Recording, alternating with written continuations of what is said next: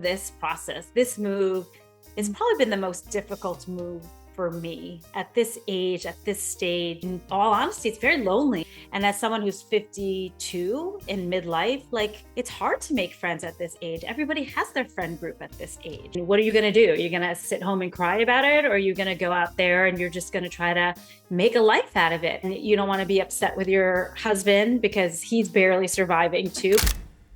Today, we have a very special guest, a dear friend of mine from many, many years. I've known her really well for a while, and I'm so glad that she is here today with us. Welcome, Malika, to the podcast. Oh, thank you so much for having me. It's so good to be here.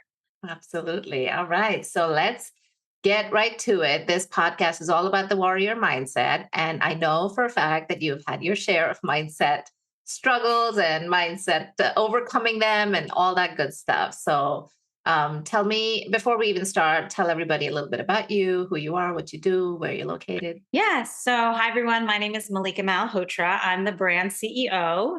For work, I do brand strategy for female entrepreneurs. I try to help them stand out in their crowded markets and really become that go to brand in their industry. I'm also a mother of three sons. I have three boys, age 23, 21, and 16, which is hard to believe. And I am celebrating my 25th wedding anniversary this year. So married for 25 years to my husband, Sunil, and currently living in San Antonio, Texas, although you and I met in New Jersey, and I've had a couple of moves in between that.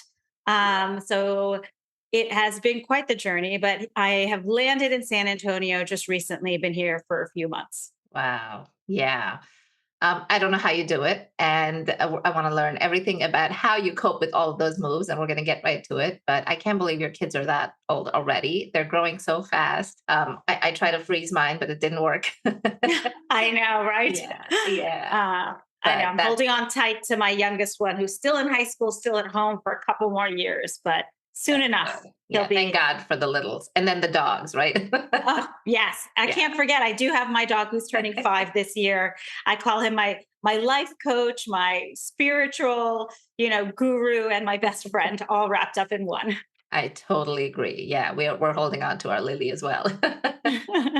Awesome, awesome. All right, so this isn't your first move. Tell No. us a little bit about the backstory of all of these moves, and how that has kind of let's get real for a second and really talk about how that has taken a toll, maybe, or that how it's been difficult, and then we'll talk about how you overcame it. Yeah, so we are not a military family because that's what people always ask because of all of the moves. My husband is in medicine, and so he is a very specialized surgeon, and with that comes, years of training. Mm. He's a pediatric heart surgeon, so you can't wake up one day and say you want to do that. It is a decade of training after medical school. So what that meant for our family was that we would move 2 years for training here, 3 more years for another training there, as the more specialized that he got in his area of expertise. And, his career sort of led the way for our family, where I, used to work in corporate advertising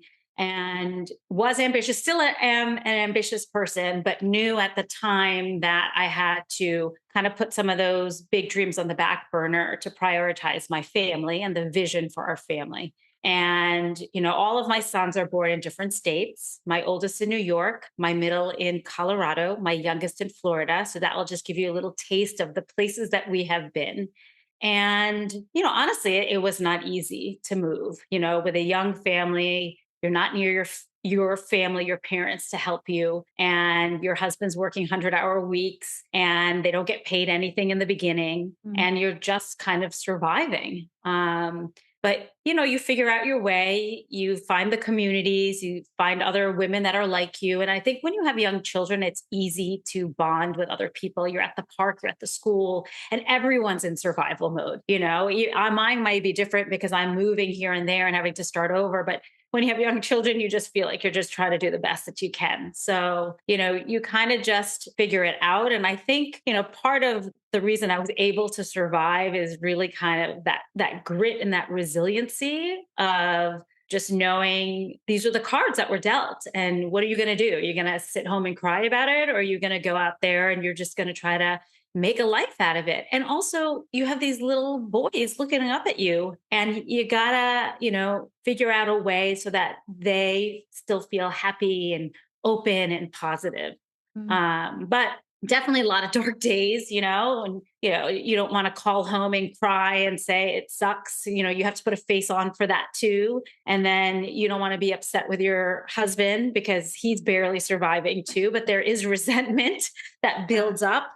So lots of different emotions. Mm. And somehow, some way, like I said, we've survived it 25 years later in marriage. I don't know how, but somehow have. And I do think a lot of it has to do, because people ask me this question a lot, because it is known, with doctor relationships, especially surgery relationships, there's a high rate of divorce, Mm. just because of the stress and the investment, one sided investment of the spouse, right? And the lack of money being made until a certain point. So there's a lot of stressors. But I think the mindset of just seeing the vision of what the life I wanted, what we wanted, and Mm. kind of anchoring in that of it will all lead to this, that has always helped me, like that light at the end of the tunnel. Like, it might not be my time right now, but there will be a time where that pendulum will swing and I will have the resources, the time, the funds to then invest in myself, which was true. It did happen, not for a while, but it did happen. And then the support of my husband that says, now it's your turn, right? But it's definitely hard. But I do think having that shared vision of this is what we want the life to look like, and we kind of have to just keep swimming until we get there. Yeah. Yeah. No, I'm sure it was challenging, right? And how many moves have you been through so far because of his A job? lot. Have you Um, lost count? I was just thinking that. I mean, so we met in New York. We moved to California for some training, came back to New York. My oldest son was born. We went to Colorado. My middle son was born. We went to California. Then Wow. we went to Florida. My youngest son was born. We came to New Jersey, the longest I've ever stayed anywhere, 9 years, which was like the golden age where I met you, right? Then I went up to the state of Maine, and now I'm in Texas. So it's Mm. probably 10 moves right there. Wow. So, there Intense. is beauty in the journey. And, you meet all these interesting people along the way. You build connections and you build character. My children are very resilient, I have to say. And they are open to change. I mean, this last move that we had to do for my high school son was in the middle of the school year, his sophomore year, moving from Maine to Texas. And it was heartbreaking. He was not happy, but he also knew that this is Sunil's job. Like, Mhm. the vision of the family, the vision of this job is bigger than us, and that we have to go to where the opportunity is. Right. And now he's here and he's happy. Thank God. Good. I'm glad to uh, hear that. Oh, that is amazing. I mean, listen, it is hard, right? As you're describing it, I can't even imagine having to pick up everything and then move over and over and over and over and then start over from scratch each time while, still mourning the loss of leaving the place that you built behind and then coming that's here. right. And it's a lot. So let me ask you if there's a reframe here for you where I'm sure you've dealt with all the gamut of emotions and you've probably done some therapy around it for yourself and just like dealt with all of this.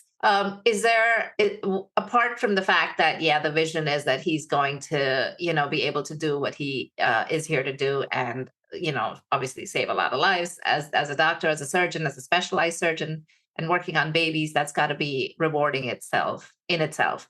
But apart from that, do you feel like there was a ray of light somewhere through the whole thing, right? I mean, yes, there are tough lessons we all learn, but is there like, okay, we've been to so many places, we've seen so many cultures. Like, where's that positive light in all of this? Yeah. Like, look at this life that we've lived. Mm. Like, never a dull moment, right? Some people, they meet their spouse, they live in the same place for their whole life. And we have lived everywhere. We have experienced different parts of this country, different cultures, from the New England coastal to now Texas to, Florida. I mean, so many different places. I feel like the silver lining is that we have this ability, this openness to relate to so many different people, and to kind of have a different perspective and not be in a bubble. I find that people who kind of, the New Yorkers, they live in New York, they die for New York. That's great. I love New York too. I lived in New York too, but it is a bubble. And to be able to experience and meet people that have a different point of view, a different way of living is really kind of this richness that I feel like we have. And that's the positivity that I try to remind myself that this journey that we've been through is so unique. And we have so many connections and friends in this network across the country, and stories to tell and experiences to share. And it has molded us to who we are. Oh my God, you have a national community now. Like Yes. pretty much everywhere you go, you got a whole national community, not just a local one, right? And people are choosing to live this lifestyle now. I mean, I know a few people who are like living that Yes. nomad life, right? And they're making Yes. those choices. So you had to do it by force, but Yeah. I apparently, don't know if I would choose this lifestyle. I right? think there is something to be said of having roots, For having sure. roots in a place and feeling anchored, Mm. and building a community of family and friends who know your children. I mean, that's what I struggle with right now a little bit, is this sort of feeling that I don't have that anchor. I've created the home because I always believe like whenever we move somewhere, I have to get the home settled because that becomes the anchor because nothing else is an anchor, right? Yeah. But my son is in high school, so I don't have the same ties. I don't know the families of the kids that he's friends with. So there's a Mhm. lot of little risk and discomfort you feel. Who is he hanging out with? Where is he going? They're driving. I live in a bigger city, so that all these things kind of run through your head, and you have to just kind of Yeah. have faith in him. He'll make good decisions, right? Hopefully he'll make good decisions, and you just have to let go a Yeah. little bit. Yeah. It is the ultimate, letting go of control, right? Yes. Yeah, but again, that word you said, faith, right? We have to have faith in the fact that we've taught them well and we've done what we could, and now, they're on their own. And this is not the age where you can do play dates or anything that, Right. and they don't want you to hang out with their parents at all at this point. So Exactly. it's Like the, yeah. the car is still running and he's like, "Don't stop. I'm leaving. Don't stop. Don't wave at me." It's like that age. Yeah. Yeah. Um It is so crazy, yeah. But so I want one more question. I'm going to ask you one more question on the personal side, and then we'll go into the work because you've had to move your work as well each time, so that's got to be hard. But what was I going to ask you? So when you do you have like a system now when it comes to moving? Like now that you know that there's a move coming, does your mind like go into like, okay, I got to do it this way, this way, this way, this way, and then because you've done it so many times, so that has that experience helped? yeah, I think because we've been through it so many times, I have the checklist of like all the things you need to do, from address changes to setting up utilities, like all of the logistical stuff that takes forever, right? Transferring doctors' files from one to the next, finding new doctors, new dentists. Like it's like a full-time job in the Wow. beginning. Yeah, I didn't even think about the doctors. Wow. Yeah. I mean, and that's just a small Yeah. part of it. Getting a new license, getting new license plates, like that in itself is so time consuming. So, Yeah. like all of that stuff, it's almost like busy work, but it kind of Mhm. helps you transition into the new place because it's a checklist. You kind of go through it.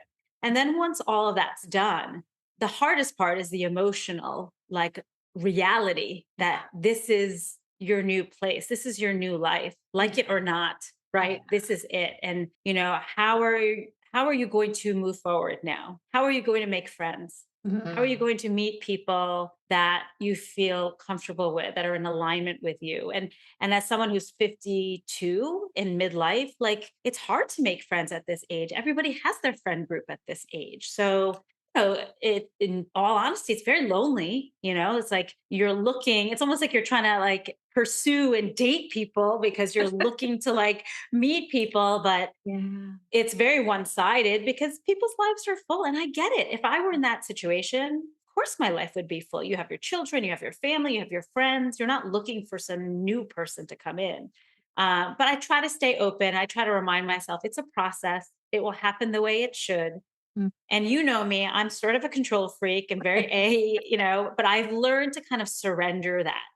And I think that's been part of this process. This move has Mm. probably been the most difficult move for me at this age, at this stage, in this state, the Mm. distance from my family that's in New York and New Jersey. Yeah. So those are all Like things that's the working out right now. Yeah. It's almost like that drive to like, let's go make friends is almost gone at this age, right? Like I can't even imagine.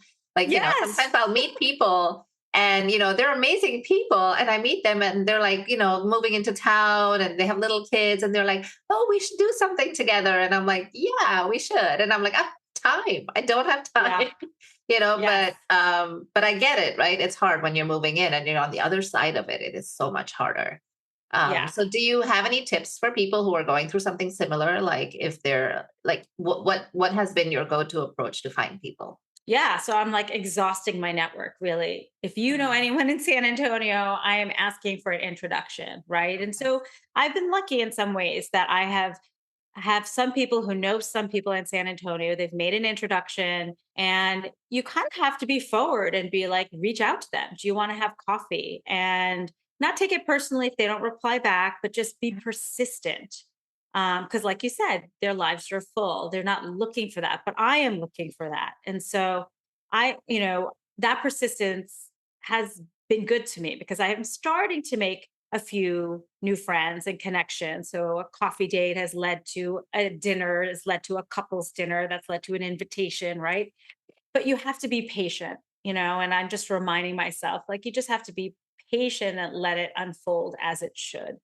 And, even if you have a full life, if you make a connection with someone, you're going to want to build that connection, right? If you have a strong enough connection and that shared interests and energy, you're going to want to pursue that. And so I just trust in that on a personal level. And then on a professional level, I've really, put myself out there and visiting different women's groups and luckily now things are more in person so I can kind of go and check things out and see what's a good fit and have found a few groups that I've joined and a few groups that I have left because now it's like kind of how many groups can you be in, right? So that's opened some doors for me. And I'm just going to continue to you just have to show up.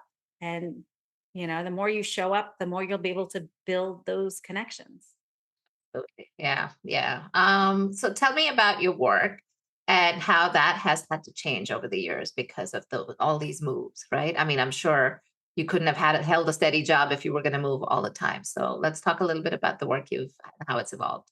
Yeah, I think I became an entrepreneur because of this lifestyle. Working in corporate and advertising and marketing, it just wasn't a viable option if I wanted to have a family and be available to my family because my husband was not available, and that's just being honest. Those are the Oh, facts. yeah. And so opted out of corporate and then went through this entrepreneurial journey and evolved. Like I was a photographer, a brand photographer, and then all of that sort of evolved. And then now I'm doing brand strategy, which is a much more portable virtual business and sort of kind of suits this lifestyle. And, but a lot of these moves, this last move, which I say was a big move for me emotionally, physically, I kind of had to pull back from some of the work that I was doing. I was leading this mastermind that was my core offering, loved doing it, holding space for 10 to 15 women and coaching them. I couldn't do it with this move. Mm-mm. And it was like this light switch, I couldn't turn it on. And I've always been able to turn it on. And I kind of beat myself up about it for a little bit because I was like, this is what I've been working so hard towards, and I Yeah. can't do it. And then I gave myself some grace and I said, you know what? Just press pause. You can, there are certain things you can't press pause on. You can't press pause on your family. You can't press pause on buying this house or getting your son into school and making sure his health and mental health are good. But you can press pause on this. And I pressed pause and I decided not to do the group and then actually started doing one on one work because I felt like that was easier to do instead of having so many women looking at me. I could go and compartmentalize it a little bit. One at a And then time. I learned to love the one on one work and gave myself some space. And then I actually started learning more about AI and creating custom chat GPTs and bots and how this was going to change the online space and brand strategy and copywriting and all these industries, right?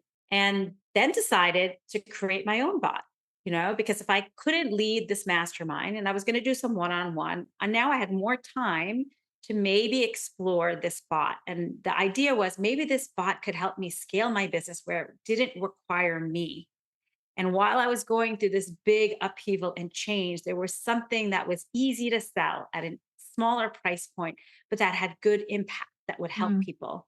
And launched my AI bot called Lumi, which is a brand messaging bot. And, kind of put my energy towards that. And it was like a much easier way because it was only $79. It was, you know, a product versus an experience, right? And so kind of the whole business model changed and it was fun. Like all of a sudden I was like having fun learning this new tool and seeing results of how people could use it and they would get immediate, elevator pitch and business bio. Those were my deliverables and a brand statement. And it didn't require me because I had all of my systems, my process pre-programmed Mhm. into it. So it kind of blew my mind and how I sort of like cloned myself. The process that I do one on one was now done in a bot that could be done easily through ChatGPT, which everyone's using anyway. Yeah. But it's And not just now random now. It's like trained by you, right? it's So, trained by me, right? yeah. It's using my intellectual property, my framework. So the output is much better, more robust, much more strategic, and people are getting good results. Mhm. They're getting what they need because it's personalized and it's speed and it's affordable. And in the world of AI, that is what they want. Yeah. And so, instead of just fighting AI and saying, I'm going to be anti AI, I'm the strategist, I decided I'm going to embrace AI.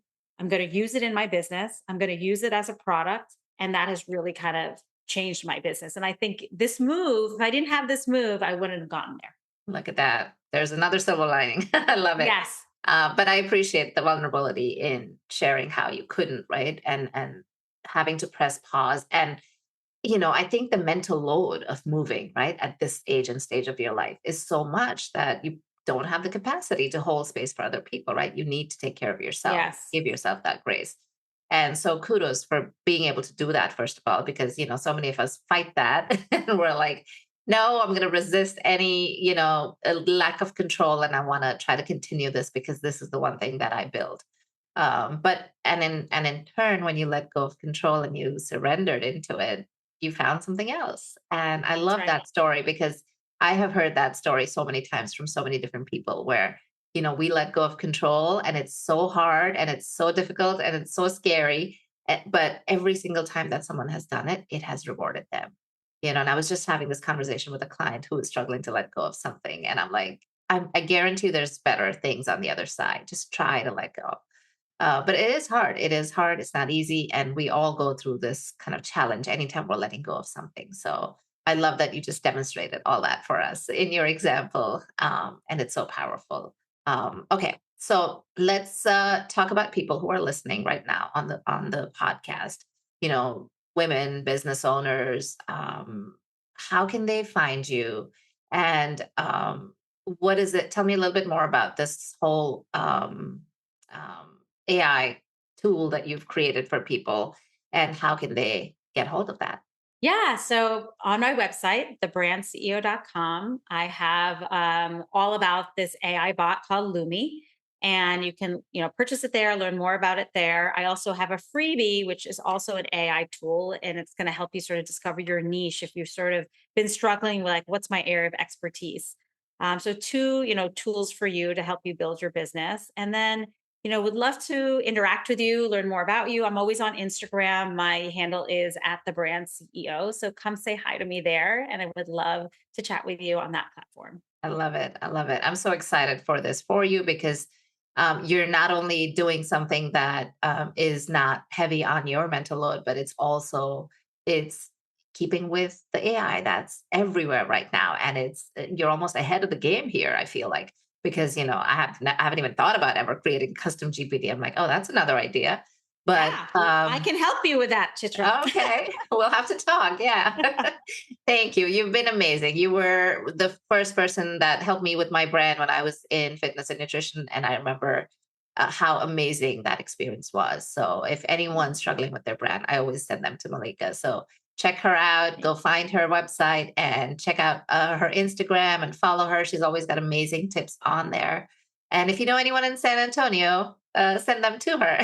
Yes, And yes. good connections are always welcome. So thank you again for doing this today. I appreciate you sharing your story, your vulnerability, the realness behind it, and the inspiration that you share by just being here and showing up, giving us, hope in for anyone that is considering moving or is struggling with something like that. Thank you, Trisha. Thank you for the invitation. And it's been like so wonderful to see your evolution and to Oh, see where you landed and just kind of witnessing you're kind of in that zone of genius. And so thank you. so happy for you. Yeah. No, I remember when we started, and entrepreneurship can be lonely. And so having you as part of my communities has always been so rewarding. So I'm grateful for our friendship and look forward Thank to you. continuing that. Thanks again. Thank you.